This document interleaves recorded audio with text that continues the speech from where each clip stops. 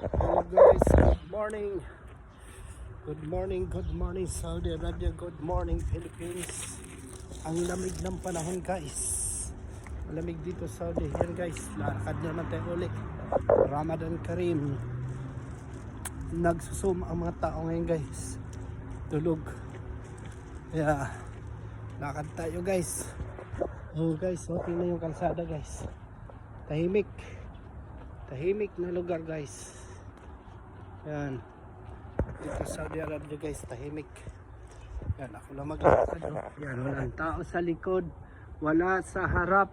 Wala sa likod. Oh. Wala sa harap. Wala sa likod. Tago-taguan. Maliwanag ang buwan. Nagbilang kong 3. Nakatago na kayo. Wala sa harap. Wala sa likod. Wala sa harap. Wala sa likod. Yan. Walang tao guys. Lakad tayo mag-isa guys. Dahil Ramadan pa rin ngayon guys. Huwag na. Papasting mga tao. Nagpasting din ako. Mamaya pang kain ng iftar. Inshallah. Yan. Lakad tayo guys. Dito ako ngayon sa Safra guys. Sabuy. Nag-iisang ikaw. Yan, nakita niyo flagpole guys.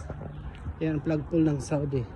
Yan ang office ng Ministry of Friends, kumbaga senador dito guys. Yan ang Ministry office ng Friends. Malaking matawag dyan. Yan guys. Yan Obrey Hotel. Yan guys, lakad tayo guys. Yan tahimik na lugar guys. Wala. Ito yung yung tawagin to guys, para itong EDSA. Yan, Cubao, EDSA Cubao. Yan.